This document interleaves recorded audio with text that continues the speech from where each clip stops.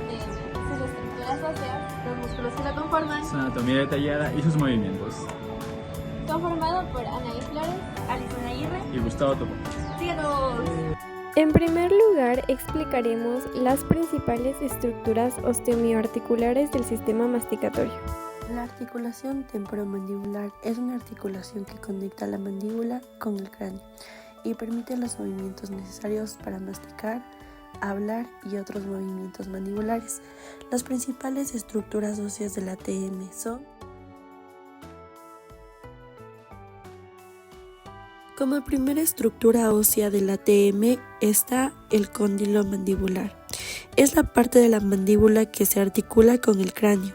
Tiene una forma redondeada y se encuentra en el extremo superior del ramo de la mandíbula. El cóndilo se encaja en la cavidad glenoidea del hueso temporal, como se puede observar en el video.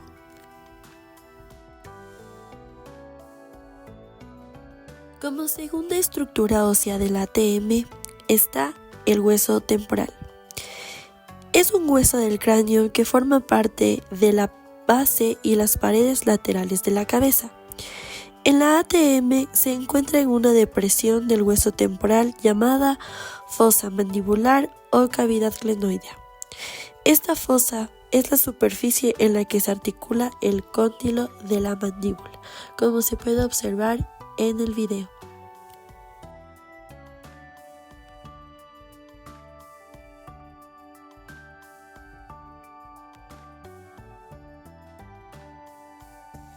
Como tercera estructura ósea de la ATM está el disco articular.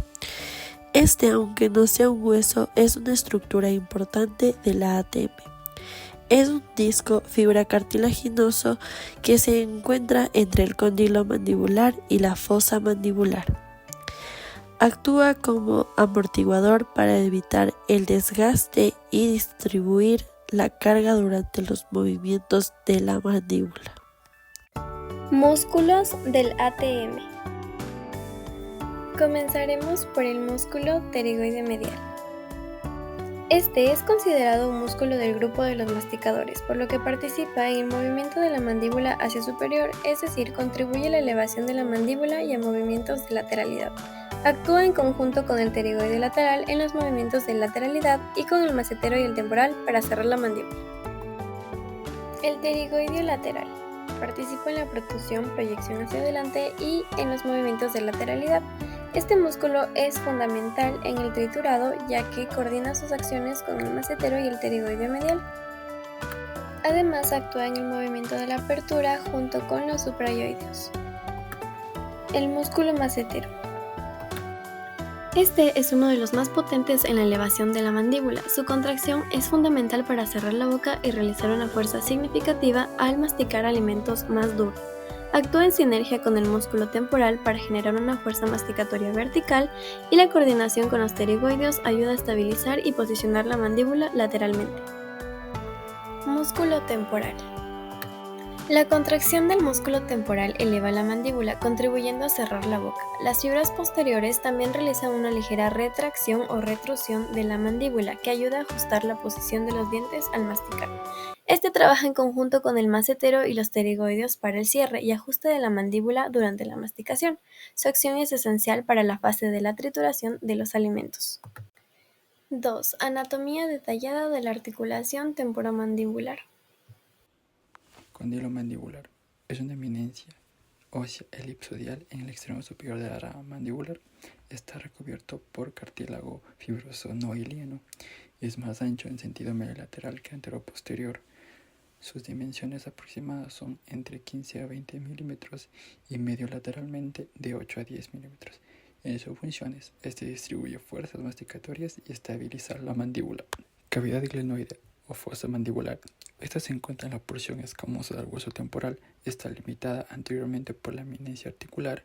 Presenta una forma cóncava que se adapta al cóndilo y su superficie está recubierta por tejido fibroso. En sus funciones, esto permite movimientos en varios planos, distribuye fuerzas y mantiene la relación anatómica. Disco articular. Es una estructura ferrocartilaginosa bicóncava que en su compartimento superior encontramos el disco temporal y en su compartimento inferior el disco condiliar. En medidas, en su banda anterior mide aproximadamente 2 milímetros de grosor, en su zona intermedial 1 milímetro de grosor, en su banda posterior 3 milímetros de grosor. Se une posteriormente al tejido retrodiscal en su zona bilaminar. Este también está vascularizado e inervado en su periferia y como función absorbe impactos y facilita movimientos suaves. Ligamento colateral. Estos se unen a los dos lados del disco articular y a los cóndilos mandibulares. Estos ligamentos mantienen el disco articular firmemente adherido al cóndilo, asegurando que el disco se mueva en conjunto con el cóndilo durante movimientos de la mandíbula. Ligamento lateral. Este es uno de los ligamentos principales. Este se extiende desde la porción extrema del cóndilo mandibular hasta el hueso temporal. Su función es limitar los movimientos excesivos hacia atrás de la mandíbula y proporcionar estabilidad lateral a la articulación. Ligamento esfenomandibular. Este actúa como soporte secundario de la mandíbula, ayudando a estabilizarla y limitando los movimientos de descenso excesivos. Este ligamento va desde la espina de huesos esfenoides hasta la lígula de la mandíbula. Ligamento estilomandibular. Este limita los movimientos de protrusión extrema de la mandíbula. Se extiende desde la apófisis estiloides del hueso temporal hasta el borde posterior de la mandíbula, así proporcionando soporte adicional a la mandíbula y limitando su avance excesivo. Cápsula articular. Es una estructura fibrosa que rodea toda la articulación.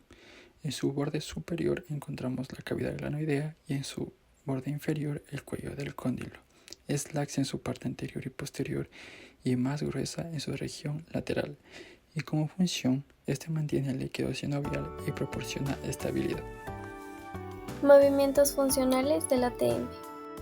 Es la primera fase de la apertura mandibular, en la cual el cóndilo mandibular rota dentro de la fosa mandibular sin desplazarse hacia adelante.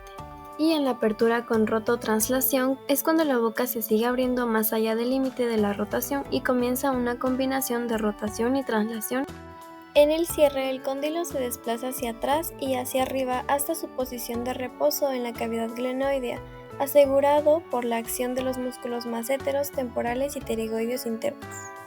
La protrusión y retrusión es el deslizamiento hacia adelante y hacia atrás. Los pterigoideos laterales ayudan a protruir la mandíbula y los masseteros y temporales la retraen, facilitando el corte de los alimentos y el reposo mandibular. Movimientos laterales. La mandíbula se desplaza lateralmente en un movimiento de molienda. Esto es clave para triturar alimentos. Involucra la rotación del cóndilo en un lado y el deslizamiento en el otro. En conclusión, el ATM es la estructura de nuestro cuerpo que se encarga de la masticación, deglución y fonación, y esta debe tener una perfecta sincronización y estabilidad en sus movimientos. Esto es todo por el video de hoy. Gracias por su atención.